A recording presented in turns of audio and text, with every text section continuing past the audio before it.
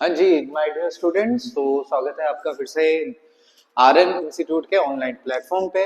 और जैसा कि हमने इससे पहले लेक्चर में फर्स्ट लेक्चर में हमने डिस्कस किया था about the percentage concentration terms. Then हमने डिस्कस किया about the term molarity concentration term. अब हम डिस्कस करने जा रहे हैं अपनी फिफ्थ कंसंट्रेशन टर्म को, डेट इज मोलैलिटी। इसको डिस्कस करेंगे सर हम मोलैलिटी। और मोलैलिटी को रिप्रेजेंट करते हैं स्मॉल m से। By definition, it is defined as number of moles of solute, number of moles of solute, number of moles of solute present in 1 kg or 1000 gram solvent. ठीक है बेटा। So by definition molality is defined as the number of moles of solute present in 1 kg, क्या बोल सकते हो 1000 ग्राम solvent में। So formula क्या बन जाएगा, मोलैलिटी स्मॉल m से रिप्रेजेंट करेंगे number of moles of solute, number of moles of solute divided bye क्या आ जाएगा बताइए बेटा, मास ऑफ या weight of solvent, mass of solvent. तो मास ऑफ सॉल्वेंट किसमें है सर, केजी में, एंड मास ऑफ सॉल्वेंट किसमें है, इन केजी। ठीक है बेटा। और मोल की यूनिट किसमें है, इन मोल। सो यहां से हमारे पास मोलैलिटी की जो यूनिट आती है वो आती है, दैट इज मोल पर केजी, जिसको हम मोलल भी बोलते हैं। मोलोल नहीं है ना, मोलल है। और इसको हम रिप्रेजेंट करते हैं स्मॉल m से। ठीक है। और अगर मेरे को कहीं पर ऐसे लिखा आ जाए, लेट सपोज कि 0.1 small m glucose solution, glucose solution, ठीक है, तो मैं इसको कैसे रीड करूंगा, तो हम इसको रीड करेंगे 0.1 मोलल ग्लूकोज सॉल्यूशन। कहने का मतलब 0.1 mole glucose, glucose is present इन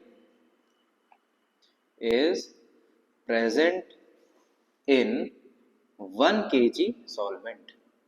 और जनरली सॉल्वेंट हम वाटर यूज करते हैं। ठीक है। तो इतनी सी टर्म से मेरे को ये पता लग जा रहा है कि ग्लूकोज के कितने मोल है और जो सॉल्वेंट है उसका कितना वेट है। ठीक है बेटा। अब फॉर्मूला पे भी आ जाते हैं, तो molality is equal to number of moles of solute, NB से रिप्रेजेंट कर दूंगा मैं, मास ऑफ सॉल्वेंट को रिप्रेजेंट कर दूंगा डब्ल्यू ए। ठीक है। बट यहाँ पे ये सॉल्वेंट केजी में, बट जैसा कि मैंने आपको बोला हम लैब्स में जब एक्सपेरिमेंट करते हैं तो उधर हमारे पास ग्राम में हम डील करते हैं मास से। तो मास ऑफ सॉल्वेंट अगर ग्राम में गिवन होगा तो किलोग्राम में कन्वर्ट करने के लिए डिवाइड बाय 1000 करोगे, जो कि न्यूमरेटर में चला जाएगा इस तरीके से। इसी तरीके से मोलैलिटी को नंबर ऑफ मोल्स का आप लिख सकते हो given mass of solute bye molar mass of solute into 1000 divided by weight of the solvent. और लास्ट क्लास में मैंने आपको बताया भी था बेटा कि कई बार नंबर ऑफ मोल्स आपको गिवन मास ना दे आ जाए, क्वेश्चन में गिवन मास ना देकर नंबर ऑफ पार्टिकल्स दे दिया जाए। ठीक है। तो ऐसे में क्या फॉर्मूला आपने यूज करना है वो मैंने आपको लास्ट लेक्चर में आपके साथ डिस्कस किया था। सो मोलैलिटी को हम इस तरीके से रिप्रेजेंट कर सकते हैं, है ना। अगर मेरे को कहीं पे मोलैलिटी टर्म गिवन है 0.1 मोलर ग्लूकोज सॉल्यूशन, तो कैसे रीड करेंगे ये मैंने आपको बता दिया। ठीक है बेटा। नेक्स्ट इससे रिलेटेड जैसे एक आध क्वेश्चन हम कर सकते हैं कि कैलकुलेट, है ना, मोलैलिटी ऑफ 45 ग्राम ग्लूकोज। ठीक है। Calculate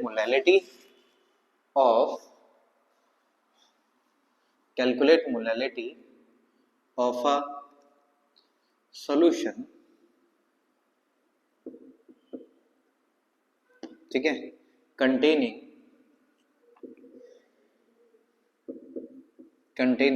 45 gram glucose in 500 gram water. तो बेटा आपके पास जो वाटर होता है वो क्या होता है, आपके पास यूनिवर्सल सॉल्वेंट। तो एक तरीके से 500 ग्राम वाटर मतलब सॉल्वेंट दे दिया हमें, ठीक है। सो यहाँ पे जब हम सॉल्यूशन करेंगे तो यहाँ पे वेट ऑफ द सॉल्वेंट या मास ऑफ द सॉल्वेंट कितना है, 500 ग्राम्स। और ग्लूकोज क्या है सर हमारे पास, solute, that is the mass of the solute 45 grams. अब आपको यहाँ पे कैलकुलेट करने को बोल दिया है मोलैलिटी। सो मोलैलिटी का फॉर्मूला हो जाएगा given mass divided by molar mass of the solute into 1000, क्योंकि यहाँ पे मास ऑफ द सॉल्वेंट ग्राम में है, bye weight of the solvent. जब आप वैल्यूज पुट करोगे तो मोलैलिटी आ जाएगा मास of the solute 45 divided by glucose का मास 180, 1000, wait of the solvent is 500, ठीक है। आप कट करोगे इधर आ जाएगा 2, 45 4 और मोलैलिटी ऑफ सॉल्यूशन आ जाएगा 0.5 मोलर।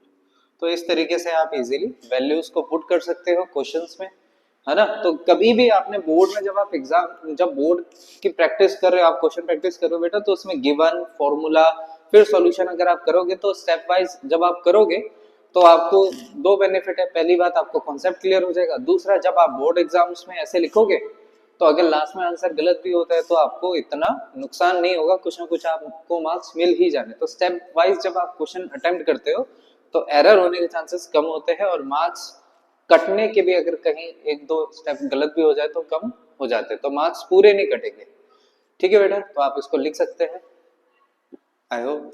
चलिए लिख लीजिए इसको पॉज करके वीडियो को।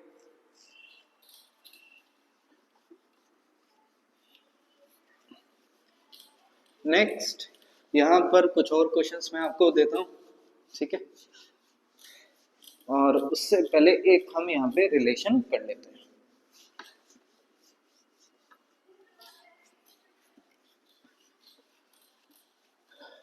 तो नेक्स्ट यहाँ पर मैं आपको कुछ क्वेश्चन देता हूँ, बाकी मैं बोर्ड रब कर देता हूँ, इतने में आप क्वेश्चन प्रैक्टिस कीजिए। तो कैलकुलेट मोलैलिटी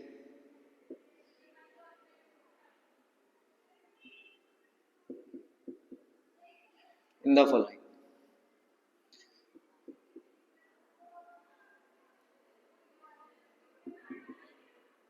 ठीक, फर्स्ट, ठीक है।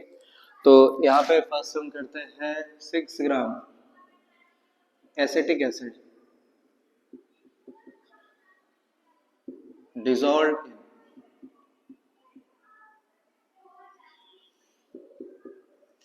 ठीक है। 6 gram acetic acid dissolve in 750 ग्राम, ठीक है, वाटर। सेकेंड, आपके पास 6.022 into 10⁻22 sucrose molecules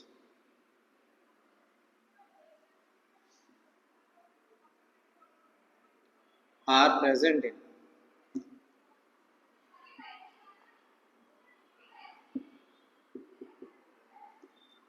are present in 800 gram water. Third, आपके पास क्वेश्चन आ सकता है, ठीक है। थर्ड क्वेश्चन हम इस तरीके से लिख सकते हैं, कैसे, जैसे परसेंटेज दे दिया जाए हमें, लेट्स सपोज 5%, ठीक है सर, 5% NaOH,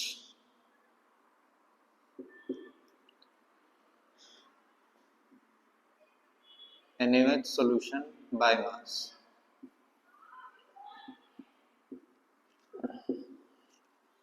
ठीक है। तो इन तीनों के आप क्वेश्चन ट्राई कीजिए जल्दी से और आंसर बताइए बेटा। वीडियो पोस्ट भले ही कर लीजिए, फिर इसके बाद मैंने सॉल्यूशन तो लिखना ही है, ठीक है। जल्दी से ट्राई कीजिए बेटा आप लोग।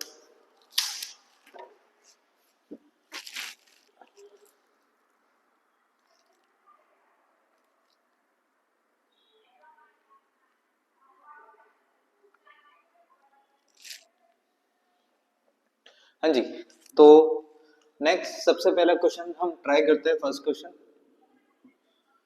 हाँ जी, 6 gram of acetic acid dissolve in 750 gram water, तो molality is equal to 6 gram. Acetic acid का मोलर मास होता है 60 ग्राम पर मोल इनटू 1000 डिवाइडेड बाय 750। ठीक है बेटा, तो यहाँ पे ये जाएगा 25 4 25 3 और ये चला जाएगा आपके पास 2 से। ठीक है, और मोलैलिटी आपके पास आ जाएगा यहाँ पर 2 डिवाइडेड बाय 15। ठीक है सर, तो यहाँ पे आपके पास आ जाएगा 2 डिवाइडेड बाय 15 और इसको जब आप सॉल्व करोगे तो लगभग यहाँ पे आपके पास जो आंसर आएगा, ठीक है, तो इधर आ जाएगा 0.1, ठीक है, 503, ठीक है, और आपके पास कितना आ जाएगा 0.133 मोलर, ये आपके पास आंसर आ जाएगा। सेकंड केस में आपको नंबर ऑफ पार्टिकल्स पता है, बट मोलैलिटी का फॉर्मूला पुट कर सकते हो, number of moles of solute divided by mass of the solvent into 1000। ठीक है बेटा, so number of moles of solute कैसे निकालोगे आप कैलकुलेट करोगे 6.022 10^22 divided by Avogadro number 6.022 into 10^23। Solve करोगे तो कितना आ जाएगा 10^-1। सो मोलैलिटी जो आपके पास आएगी 10^-1। Wait of the solvent is 800 gram into 1000। ठीक है, कट हो जाएगा, यहाँ से आप सॉल्व करोगे तो ये आ जाएगा 1.25, जहाँ तक मेरे अकॉर्डिंग आंसर आना चाहिए 4 इज 2। ठीक है, 1.25 और यहाँ पे आपके पास आंसर आ जाएगा 1.25 इंटू 10^-1 मोलल, और आप 0.125 मोलल भी लिख सकते हैं। ठीक है बेटा, लिख लीजिए।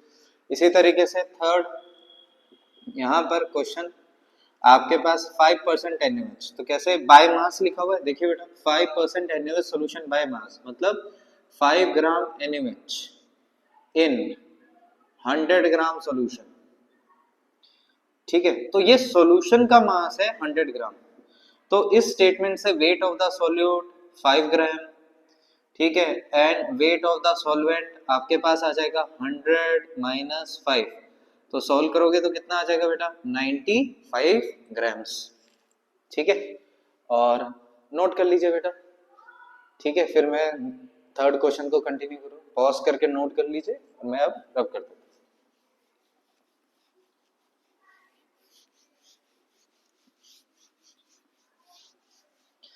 हाँ जी, तो यहाँ पे जब आप देखेंगे तो मोलैलिटी आ जाएगा wait of the solute 5, molar mass of NaOH 40, है ना सर, इधर आ जाएगा आपके पास 1000 डिवाइडेड बाय 95, तो कट गया यहाँ पे। अच्छा, ये 100 से जाएगा तो अप्रोक्सीमेटली 1.053 के अप्रोक्स आ जाएगा, और मोलैलिटी आपके पास आ जाएगी सर यहाँ पर, अगर मल्टीप्लाई करोगे 5 3 50 25 26 2। ठीक है सर, और पॉइंट यहाँ पर आपके पास आ जाएगा 5 डिवाइडेड बाय 4, तो मोलैलिटी आपके पास सॉल्व करोगे 1 3 और 1 24, तो अप्रोक्सीमेटली इतना मोलर 1.31625, बट इतना आंसर आपने लेके लिखना नहीं है, सीधा 1.32 मोलर भी लिख सकते हो अगर 2 डेसिमल प्लेस तक आंसर लिखना है। तो इस तरीके से आप बेटा मोलैलिटी कैलकुलेट कर सकते हो। अगर आपने लास्ट लेक्चर में परसेंटेज टर्म्स की थी कि मैंने लिखवाया था परसेंटेज बाय मास, तो कैसे रीड करना है, अगर आपने लास्ट लेक्चर देखा होगा तो आपके लिए कुछ डिफिकल्ट नहीं होगा इन क्वेश्चंस में, तो नोट डाउन कीजिए। ठीक है, तो पॉज करके नोट कर लीजिए, आई होप आपने नोट कर लिया होगा। और नेक्स्ट अब हम कंटिन्यू करते हैं।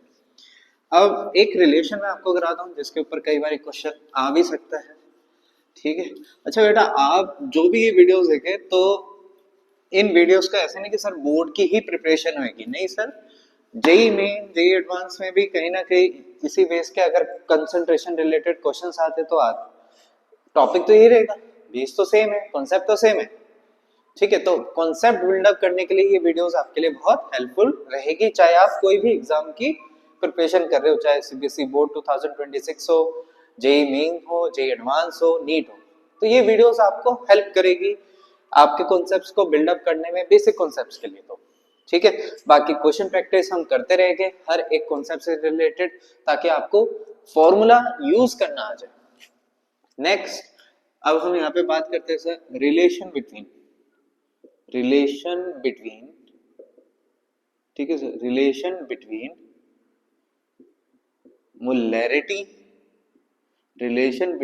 Molarity, and molality. तो मोलैरिटी और मोलैलिटी के बीच में हमने क्या एस्टेब्लिश करना है, रिलेशन निकालना है। ठीक है, relation between molarity and molality.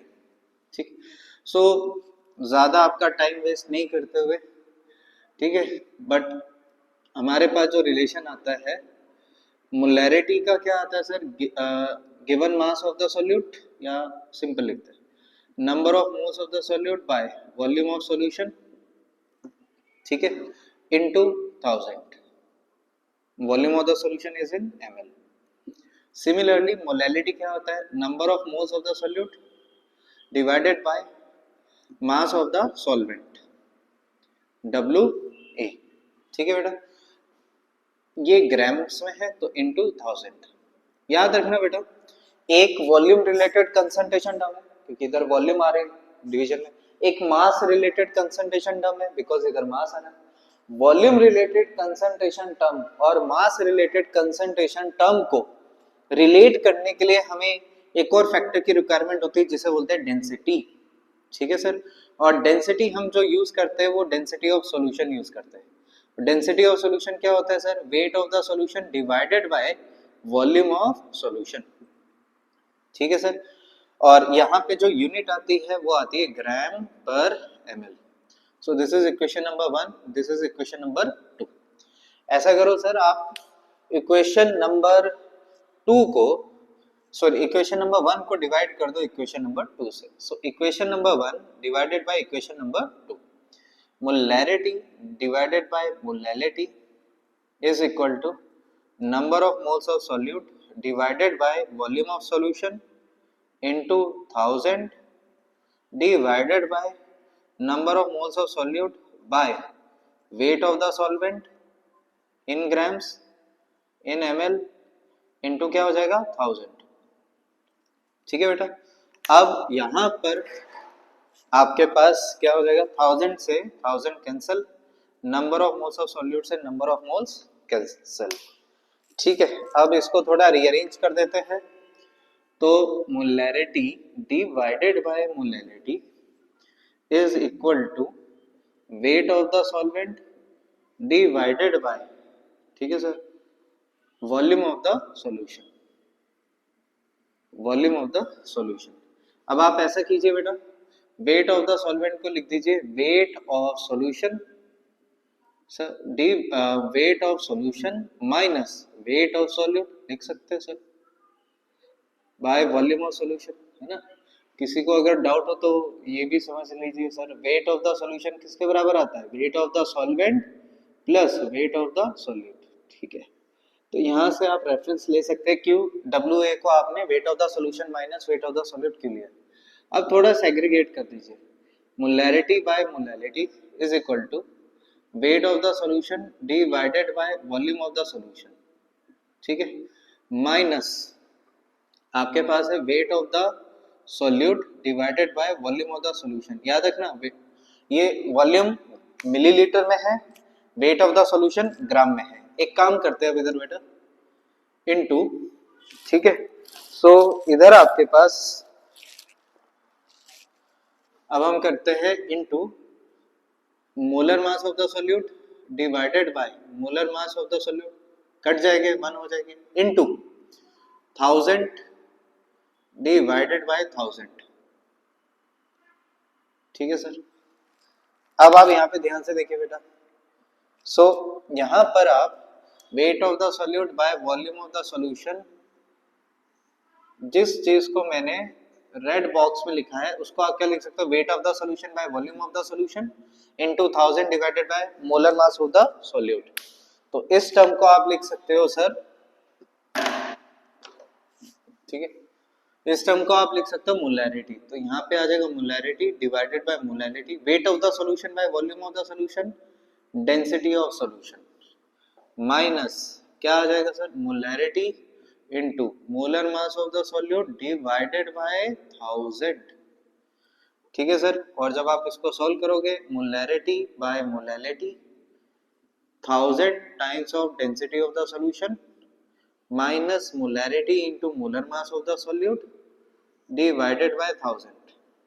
सो यहाँ से आपके पास रिलेशन आ जाएगा molality is equal to 1000 times of molarity divided by 1000 times of density of the solution minus molarity into molar mass of the solute.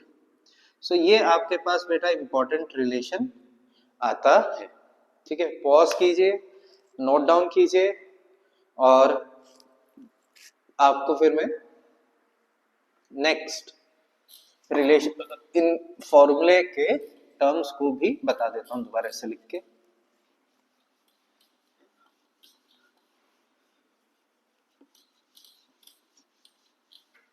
ठीक है बेटा, सो यहां पर आपके पास जो स्मॉल m है that is molality of solution, molality of solution, capital M is molarity of solution,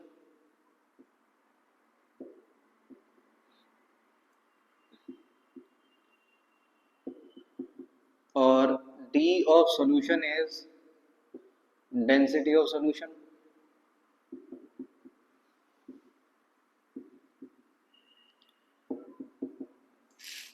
ठीक है, MB is molar mass of solute,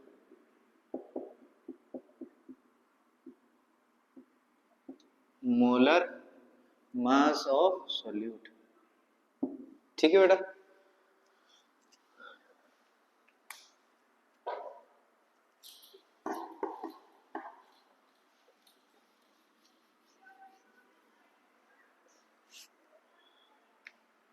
so molality is equal to 1000 times of molarity of solution divided by 1000 times of density of solution minus molarity into molar mass of solute। ठीक है बेटा, लिख लीजिए। अच्छा, मेरी handwriting कुछ ज्यादा ही सुंदर है ना, अगर आपको डाउट हो तो कमेंट सेक्शन में मेंशन कर देना, है ना, कि आपको कौन से वर्ड्स पे डाउट होगा।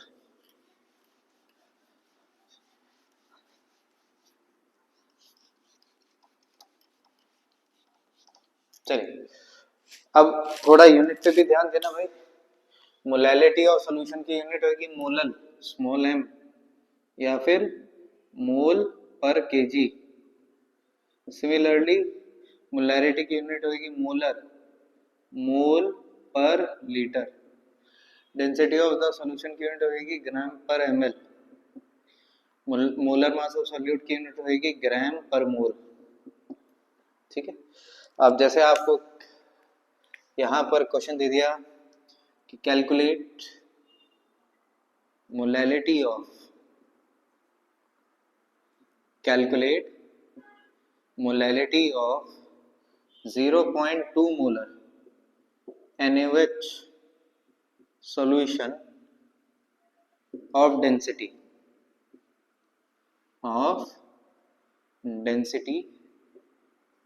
कितनी डेंसिटी दे दी सर आपको, लेट सपोज 1.2 ग्राम पर ml। ठीक है, सो ये आपके पास एक एग्जांपल है कि कैलकुलेट करना है बेटा आपने molality of 0.2 molar NaOH solution of density 1.2 ग्राम पर ml। तो कैसे करेंगे यहाँ पे, सो फॉर्मूला अपने पास है ही। So molality is equal to 1000 times of molarity, molarity दे दी 0.2 divided by 1000 time of density of the solution into density of the solution दे दिया 1.2 माइनस मोलैरिटी 0.2। ठीक है सर, और molar mass of solute NaOH होता है 40। ठीक है, तो यहाँ पे मोलैलिटी आ जाएगी सर आपके पास 200। ठीक है, डिवाइडेड बाय यहाँ पे आ जाएगा 1200 माइनस आपके पास आ जाएगा molarity 0.2, molar mass of NaOH is 40 और यहाँ पे ये आ जाएगा आपके पास 8। तो मोलैरिटी आ जाएगा 200 डिवाइडेड बाय 1192। ठीक है बेटा। सो आप यहाँ पे कैलकुलेट कर सकते हैं 200 डिवाइडेड बाय 1192। ठीक है। और इसको सॉल्व करना है, आप इस तरीके से भी लिख सकते हो 2 इंटू 10⁻² डिवाइडेड बाय 1.192 10⁻3। ठीक है सर। तो आपके पास मोलैलिटी आ जाएगा अप्रोक्सीमेटली 1.8 अप्रोक्सीमेटली 1.8 के आसपास आ जाएगा, 1.8 इंटू 10⁻⁻1 मोलर। सो ये आपके पास मोलैलिटी आ जाएगा। ठीक है। सो इस तरीके से आप वैल्यू फॉर्मूला में पुट कर सकते हो। मोलैरिटी गिवन हो तो मोलर मास, आप मोलैरिटी गिवन है तो मोलैलिटी आप कैलकुलेट कर सकते हो। ठीक है बेटा, पॉज कर लीजिए और नोट डाउन कर लीजिए। ठीक है, आई होप आपने नोट कर लिया होगा। So here completes our concentration term molality. ठीक है, अब हम यहाँ पे डिस्कस करते हैं बेटा नेक्स्ट जो हमारे पास कंसंट्रेशन टर्म है, दैट इज मोल फ्रैक्शन। ठीक है, so next concentration term is mole fraction. तो अभी तक हमने बेटा 5 कंसंट्रेशन टर्म्स कर लिए हैं, percentage by mass, percentage mass by volume, percentage volume by volume, then molarity, molality. ठीक है, इन सारी टर्म्स का यूज ऐसा नहीं कि आपसे पर्टिकुलर क्वेश्चन आता है। जैसे सीबीएसई के जो प्रीवाईक्यूज आप देखोगे तो वहां डेफिनेशन पूछी हुई है मोलैरिटी की, मोलैरिटी रिलेटेड सिंपल सा क्वेश्चन दे रखा है। अच्छा, ये तो सीबीएसई का हो गया सर। बोर्ड में, हाँ सर, बोर्ड में जैसे सीबीएसई बोर्ड का हो गया, जेई मेन हो गया, नीट हो गया, उसमें मोलैरिटी और मोलैलिटी के रिलेटेड जैसे जो अभी हमने फॉर्मूला किया था उससे रिलेटेड आपको क्वेश्चन आ सकते हैं। ठीक है बेटा, it is defined as the number of moles of component present in total number of moles. So total number of moles में एक पर्टिकुलर कंपोनेंट के कितने मोल्स है उसकी जो रेशियो होती है उसको हम मोल फ्रैक्शन बोलते हैं। जैसे एक एग्जांपल यहाँ पे लेते हैं।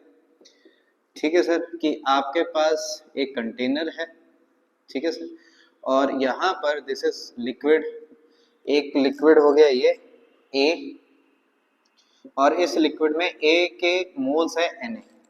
ठीक है, इसमें आपने मिक्स कर दिया दूसरा लिक्विड, तो दूसरे लिक्विड के मोल्स हो गए BNB, और ये होमोजेनियस मिक्स हो रहे हैं। तो ऐसे में टोटल मोल्स ऑफ सॉल्यूशन कितने हो गए बेटा आपके पास? तो टोटल मोल्स ऑफ सॉल्यूशन हो गए number of moles of solvent plus number of moles of solute. तो ये आ गया total number of moles of solution.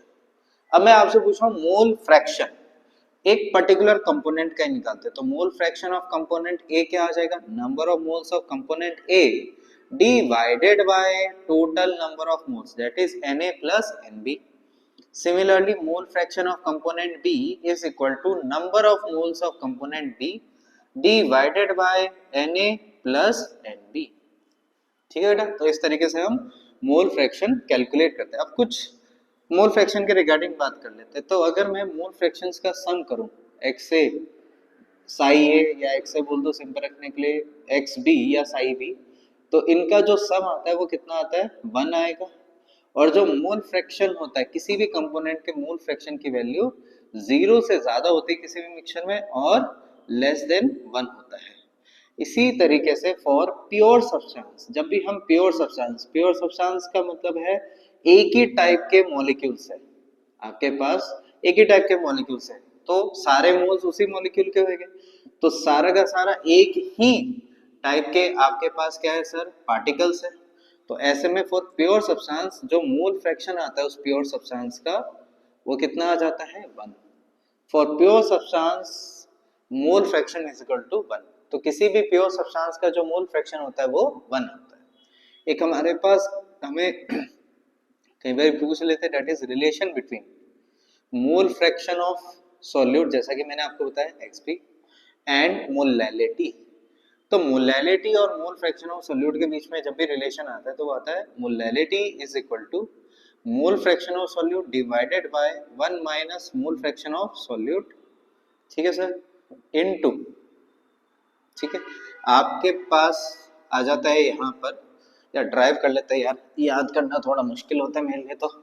सो जैसा कि हम जानते हैं molality is equal to number of moles of the solute divided by weight of the solvent into 1000। अब ऐसा करो बेटा, यहाँ पर हम ऐसा करते हैं मोलर मास ऑफ सॉल्वेंट से मल्टीप्लाई, सो डिवाइड और मल्टीप्लाई कर देते हैं। तो अब इसको थोड़ा रीअरेंज करते हैं, तो यहाँ पे weight of the solvent divided by molar mass of the solvent, so molality आ जाएगा number of moles of the solute divided by number of moles of the solvent into 1000 divided by molar mass of the solvent, ठीक है बेटा। अब एक point देखिए, अच्छा अगर मैं यहाँ पे आप उस एक्सप्रेशन को देखिए xb बाय xa, तो xb बाय xa को मैं लिख सकता हूँ nb बाय na, ठीक है। सो ये एक्सप्रेशन यहाँ से है, देखिए सब, और तब जाके आपके पास मोलैलिटी कितना आ जाएगा, मोलैलिटी आ जाएगा, आप इसको ऐसे लिख सकते हो xb by xa into 1000 divided by molar mass of solvent, ठीक। सो ये आपके पास मोलैलिटी का रिलेशन, और हमें पता है xa plus xb is equal to 1, so xa is equal to क्या हो जाएगा, 1 माइनस xb, ठीक। सो मोलैलिटी का एक्सप्रेशन आ जाएगा mole fraction of solute divided by 1 minus mole fraction of solute into 1000 divided by molar mass of solvent. So ये आपके पास रिलेशन आता है between molality and mole fraction of solute, ठीक है, काइंडली नोट इट डाउन। और next जो अब हम आगे कंटिन्यू करते हैं टॉपिक को कंसंट्रेशन टर्म के, लास्ट कंसंट्रेशन टर्म को हम डिस्कस करते हैं, that is parts per million, ठीक है बेटा, नोट कर लीजिए, ठीक है। सो लास्ट कंसंट्रेशन टर्म जो हम डिस्कस करेंगे दैट इज कौन सी कंसंट्रेशन टर्म है, पार्ट्स पर मिलियन, और शॉर्ट फॉर्म में उसे हम पीपीएम ही कहते हैं।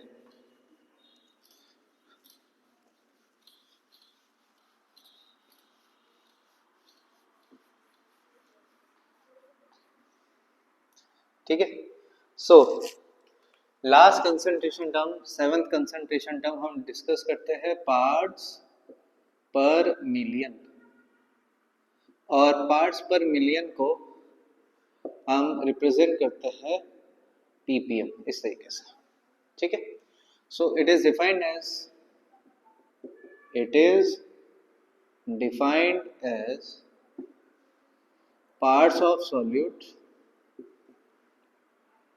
parts of solute present in 1 million, that is 10 is per 6 parts of solution, ठीक है बेटा। और बाय फॉर्मूला हम कैसे लिख सकते हैं, पार्ट्स पर मिलियन का formula is equal to mass of solute.